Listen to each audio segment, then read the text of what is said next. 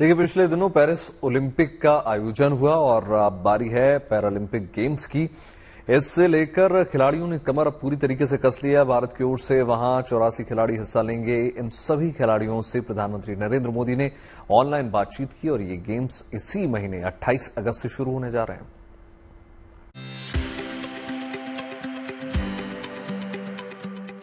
Tokyo para Olympic games में 19 पदक हासिल किए थे और ये देश के जाबाज हैं जिन पर 140 करोड़ भारतीयों की उम्मीदों का दारोमदार होगा।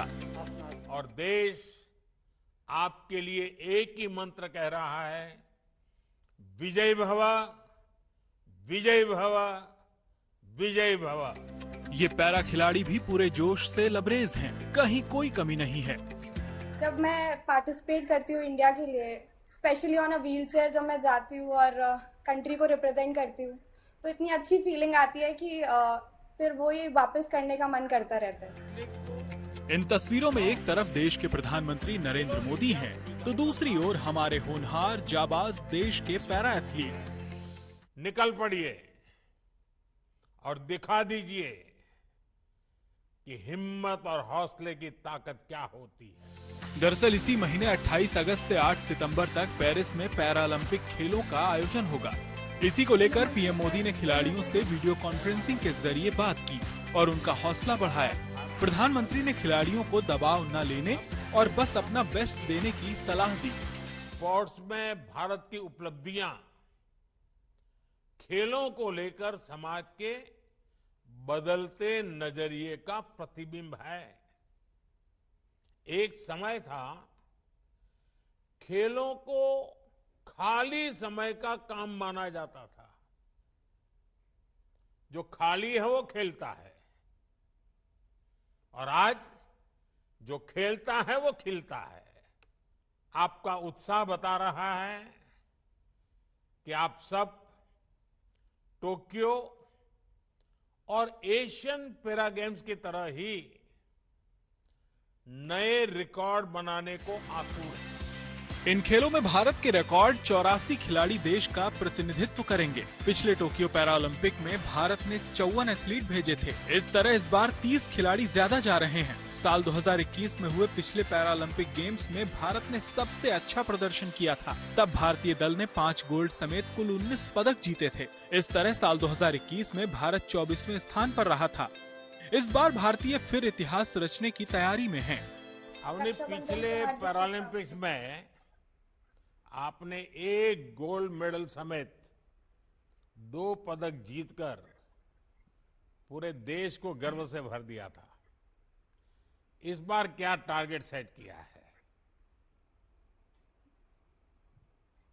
सर, पिछली बार मेरा पहला पैरालंपिक गेम्स था, तो उसी के हिसाब से मैं 4 इवेंट में पार्टिसिपेट कर रही थी, एक्सपीरियंस गेन कर रही थी। अभी काफ़ी इस पैरालंपिक साइकिल में काफ़ी मैच्योरिटी आई है, स्पोर्ट को लेकर भी, टेक्निक को लेकर भी। कोशिश यही रहेगी कि इस बार भी मैं जिन भी इवेंट्स में पार्टिसिपेट कर रही हूँ उसमें अपना बेस्ट दूँ। और पूरे इंडिया का जो सपोर्ट रहा है, इतना प्यार मिला है पिछले पैरालंपिक्स के बाद, आपका इतना सपोर्ट रहा है, उससे इतनी मोटिवेशन मिलती है, एक रिस्पॉन्सिबिलिटी भी आती है कि वहाँ जाकर अपना बेस्ट देना है और अच्छा करना है। इस बीच के दौरान खिलाड़ियों ने अपने बुलंद हौसले का भी उदाहरण पेश किया और इंजरी को अपना एक गहना बताया। उनका साफ कहना है कि ऐसे समय में निराश होने की कोई जरूरत नहीं होती, बल्कि इस हालात से लड़ना होता है, तभी सफलता मिलती है। पैरा टाइक्वांडो खिलाड़ी अरुणा तंवर ने भी अपनी कहानी शेयर की।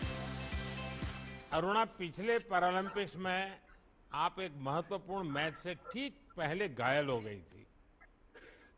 इस चोट के बाद आपने कैसे खुद को प्रेरित रखा और कैसे इससे बाहर निकल पाई? सर, जब आप एक मेन टूर्नामेंट को रिप्रेजेंट करते हैं, जब आप इंडिया को रिप्रेजेंट करते हैं, वो भी एक इकलौते गेम में, मैंने पूरे ताइक्वांडो कम्युनिटी को ओलंपिक्स में रिप्रेजेंट किया, बट कहीं ना कहीं इंजरी की वजह से पीछे हो गई। बट सर, एक इंजरी आपके गेम को नहीं रोक सकती, क्योंकि मेरा एम बहुत बड़ा है। जब तक इंजरियां नहीं आएगी, आपको स्पोर्ट्स में मजा भी नहीं आएगा। इंजरियां तो सर स्पोर्ट्स में गहना है एक एथलीट्स का, तो कमबैक करना इतना मुश्किल नहीं था सर। बस मैंने खुद को स्ट्रॉन्ग रखा, मेरे कोचेज जो मैम संध्या भारती मैम है और मेरे पेरेंट्स, मुझे यही बोला है कि एक पैरालंपिक तेरा फ्यूचर डिसाइड नहीं करता, अभी तो बहुत सारे पैरालंपिक खेलने हैं। जाहिर है खिलाड़ी तैयार हैं और अब बारी इतिहास रचने की है। पिछला इतिहास साल 2021 में रचा गया था, लेकिन अब साल 2024 है। खिलाड़ियों का हौसला 7वें आसमान पर है। अब की बार 2021 से भी आगे निकलना है। Bureau report, good news today.